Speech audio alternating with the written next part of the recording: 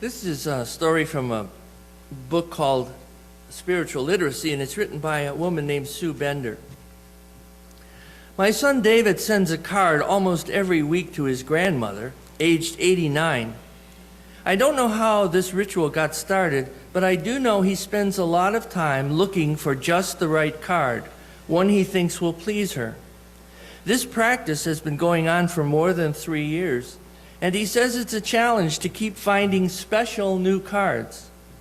This year on her birthday, David went east to visit his grandmother.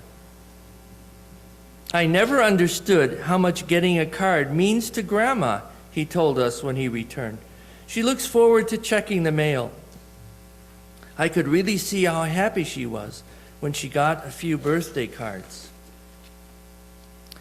Well, that's one of those stories you like to hear about your kids. Every one of us hopes that our children are considerate and kind, especially to loved ones, and especially to older folks who have more experience. I wonder, when you heard the story, how old do you think this David is in the story? Was he a high school kid? Was he a college kid? Was he older? And were there signs when he was just a little kid that he was on the way to becoming a kind and loving young man? Or did most people think he was going to end up in jail? Wonder what it was along the way, what it was like to be his mother or his father. Our lives along the way are full of signs of love and hope and the presence of God, signs of what Jesus called the kingdom of God. We see those signs and we celebrate, and we are grateful for those times when we feel like God's presence is a little bit closer for some reason. God is a little bit nearer to us, paying a bit more attention than we're used to. Of course, also along the way, there are signs of trouble. There are sickness and bigotry and greed and injustice and war.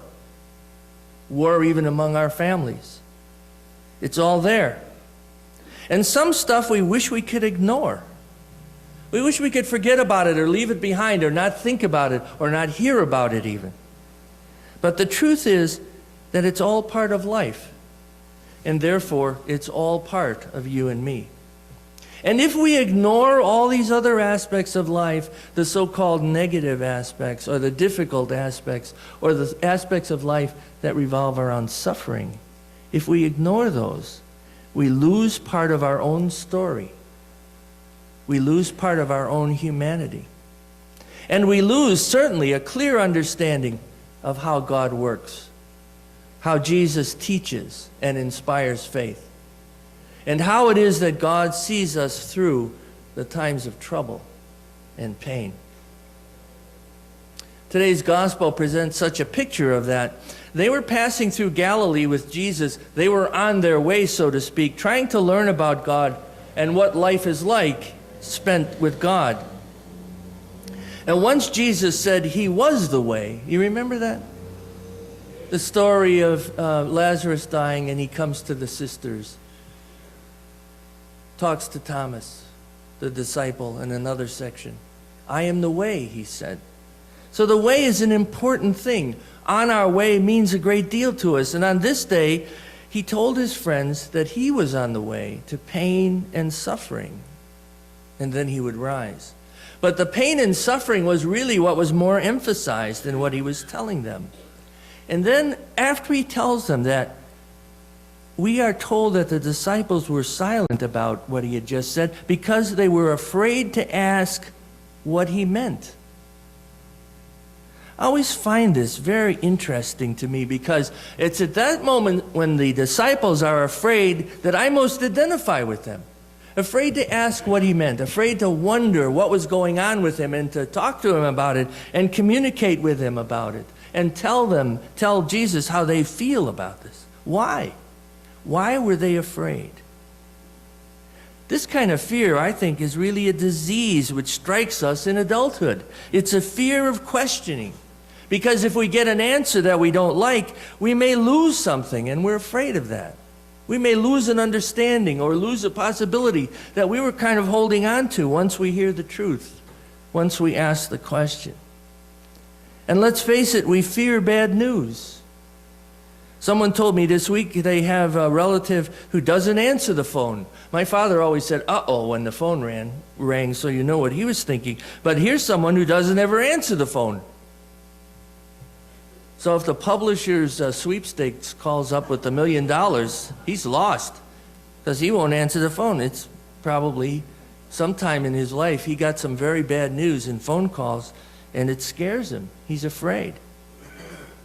Sometimes we don't ask questions because we fear ridicule or we fear inadequacy. If I ask this question or if I tell folks I don't really understand this, they're going to think there's something wrong with me. I'm not very smart or whatever it is.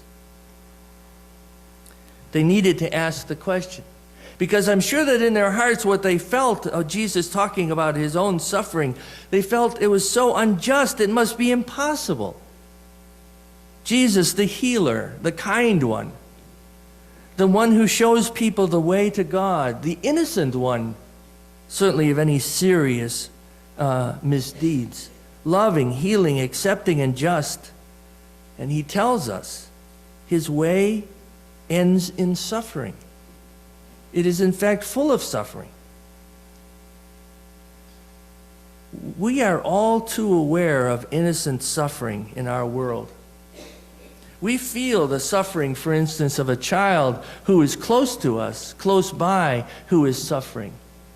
A member of our own fellowship, a member of our own family who is suffering because of illness or abandonment or so many other things. And they are so confused and so innocent and did nothing to bring on this pain, and it is so unfair. But suffering is more than nearby at times. It is, in fact, everywhere. Our hearts could break every day if we meditated on the suffering that we see around us. We call those who die unjustly and innocent, we call them bystanders. Isn't that a funny thing? The bomb killed several bystanders. They're not even named. They're just in a group. They're in a category called bystanders. They just happened to be too close. It wasn't fair that such violence should be brought upon them. And that's people of all ages. They suffer just because they're bystanders. As Christ suffered, powerless. His only hope was God. And he talked about it. He needed to talk about it, I'm sure. He wanted his disciples to understand that this was part of what was going to happen to him. And it was important that they understood it. But the disciples had something else on their minds. It's almost funny. He talks about this, and they talk about which one of us is the greatest. Not the tallest or the smartest, but which one of us does he love the best? There's been lots of comedy shows. Everybody Loves Raymond, of course, is based on this very thing. Raymond gets everything. Raymond is loved best. Raymond is the lucky one. Raymond gets everything that he wants and is tremendously fulfilled in his life. The disciples wanted to be like Raymond. I want to be first. I mean, I know there's a lot of disciples and there'll be a lot that follow us, but it would be nice if they said, well, first there was. They want status and power and a place above others. They want to be a bit exclusive.